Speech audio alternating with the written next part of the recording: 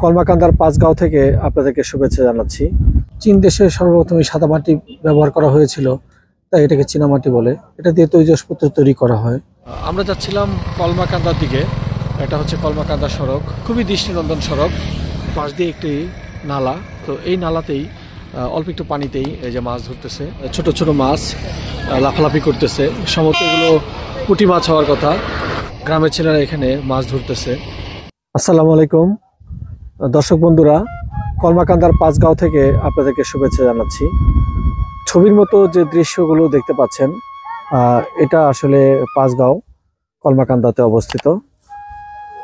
পাহাড়ের উপরে যে বাড়িগুলো দেখতে পাচ্ছেন, এটা বিএসএফ এর ক্যাম্প, ভারতীয় যে সীমান্ত রক্ষীদের আবাসস্থল এখানে।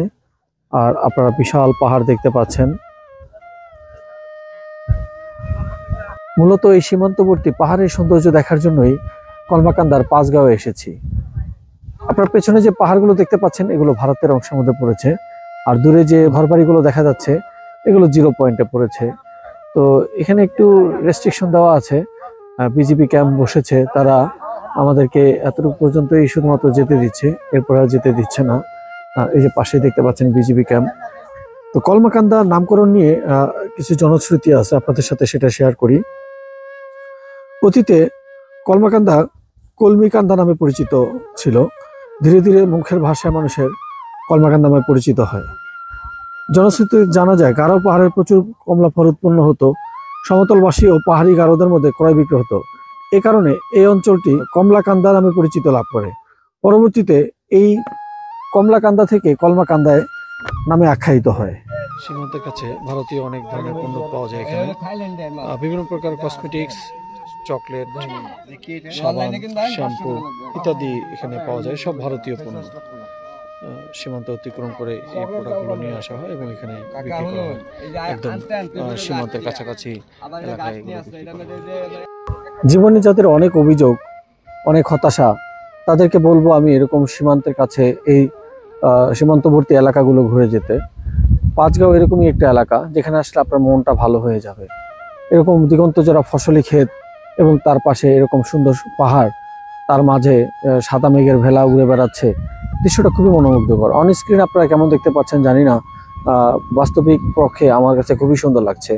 তো আমার বিশ্বাস, আপনারা যদি এই পর্যটন এরিয়া ঘুরতে আসেন, আপনাদের মন ভালো হয়ে যাবে। এটা মন ভালো করার একটা মহৌষধ। আপনাদের যাদের মন আসলে প্রকৃতির মাঝে আটকে নেই, আপনাদের মন যাদের শক্ত হয়ে গেছে, তারা আসলে মন নরম করার জন্য হলেও পৃথিবীটাকে ঘুরে দেখুন। আপনার অবশ্যই মন ভালো হবে এবং ভালো লাগবে। জীবনটাকে আসলে উপভোগ করতে হয়। কে কিভাবে উপভোগ করে, এটা হচ্ছে বিষয়। কেউ কঠিন জীবন উপভোগ করে, কেউ বা প্রকৃতির মাঝে সহজ সরলীকরণ জীবন উপভোগ করে। আমি বলবো যে প্রকৃতির মাঝে সহজ সরলীকরণ জীবনযাপন করলে এটাই আপনার জন্য সবচেয়ে বেশি ভালো হবে। আপনার মন নরম হবে, আপনি আল্লাহর সৌন্দর্য দেখতে পারবেন। সুবহানাল্লাহ।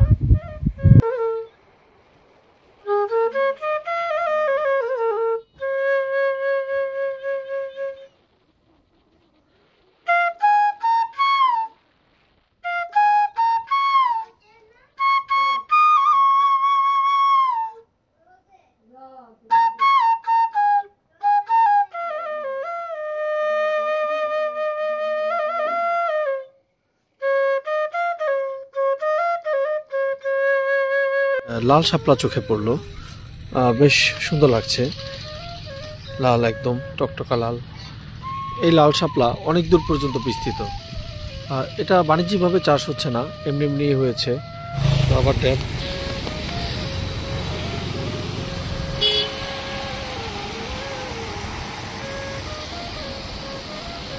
মাছ ধরা হচ্ছে এখানে। ঘের দিয়ে মাছ ধরতেছে যাতে মাছগুলো এখানে জমা থাকে। ডালপালাগুলো দেখতে পাচ্ছেন, এই গোল করে জাল বেঁধে এর মাঝখানে ডালপালা দিয়ে দেওয়া হবে, যাতে মাছ দীর্ঘদিন এখানে আশ্রয় নেয় এবং একসময় এরা মাছগুলো ধরতে পারে। এখানে একটা রাবার ড্যাম দেখতে পাচ্ছি আমরা।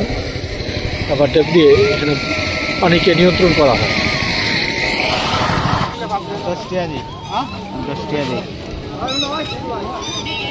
কি হাঁস?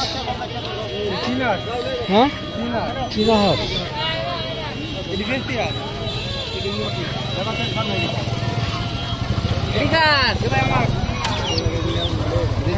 দেশি হাঁস মুরগির বিরাট বাজার।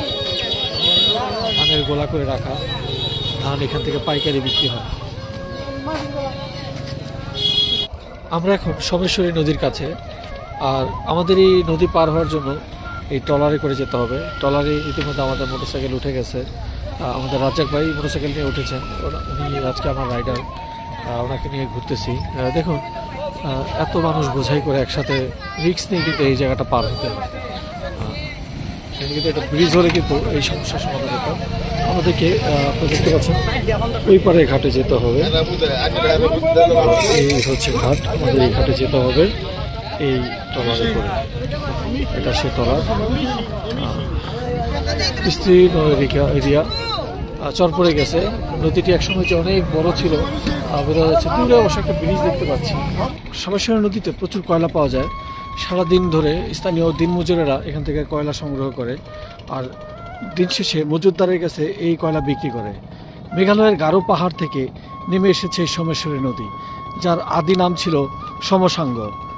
বিজয়পুর, রানীখং এসব জায়গা যেতে হলে এই নদী নৌকায় পার হতে হয়।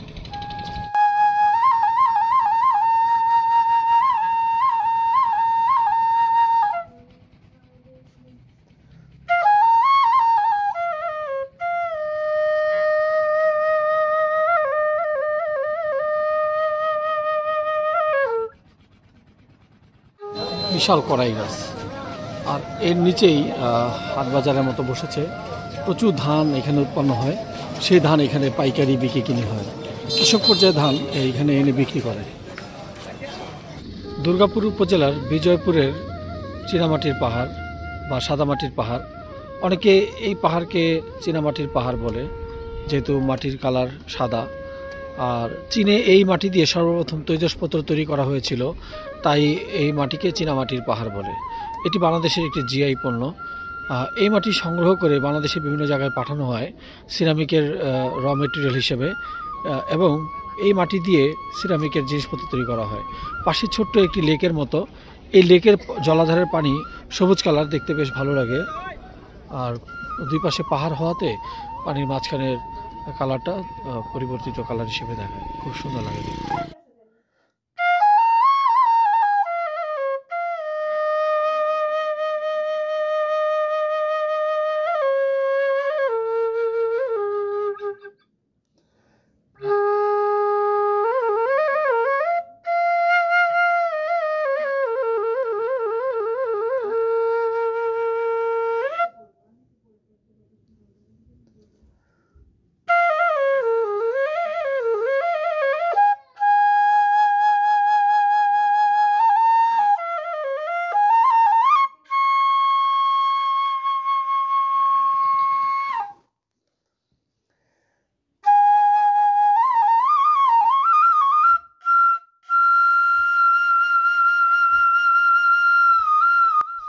পৃথিবীর প্রতিটা জায়গায় আসলে সুন্দর, যদি আসলে সৌন্দর্যের চোখ দিয়ে দেখা যায়। আমরা আসছি বিজয়পুরের চীনামাটির পাহাড়ের কাছে। তো পাহাড়ের অপোজিট পাশেই এরকম পাহাড়ের পাদদেশ। আমার কাছে দেখতে অনেকটা কাশ্মীরের মতো লাগছে এই ভ্যালিটাকে।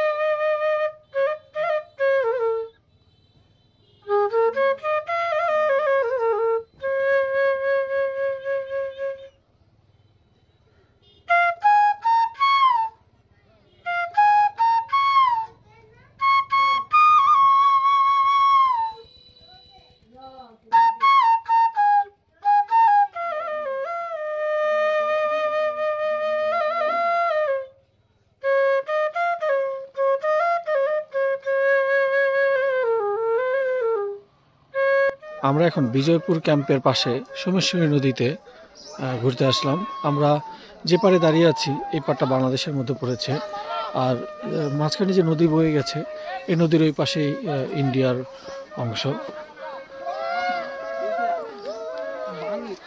এখানে এসে সবাই নদীর স্রোতে গোসল করে।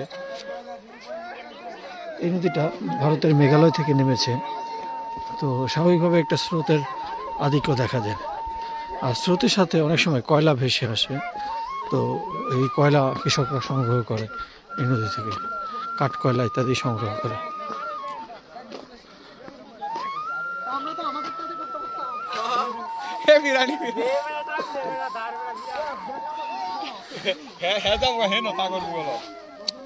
পানিটা কি টলমলে, পানি পরিষ্কার, পাহাড় থেকে নেমে আসা পানি, খুব ঠান্ডা।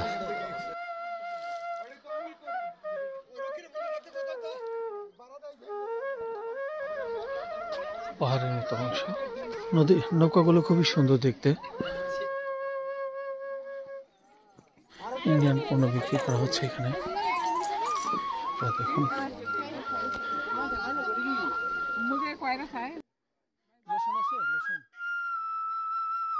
বিরিশিরিতে ক্ষুদ্র নিগোষ্ঠী কালচারাল একাডেমি দেখতে আসছিলাম, কিন্তু জায়গাটা বন্ধ এখন, এটা পার্মানেন্টলি বন্ধ। দর্শনার্থীদেরকে আর ভেতরে যাওয়ার সুযোগ দেওয়া হয় না, বর্তমানে এটা বন্ধ আছে। আজ এই পর্যন্তই, নেত্রকোনা থেকে বিদায় নিচ্ছি। ভিডিওটি ভালো লাগলে অবশ্যই লাইক দিবেন এবং চ্যানেলটি সাবস্ক্রাইব করে রাখবেন। পরবর্তী ভিডিও দেখার আমন্ত্রণ রইল।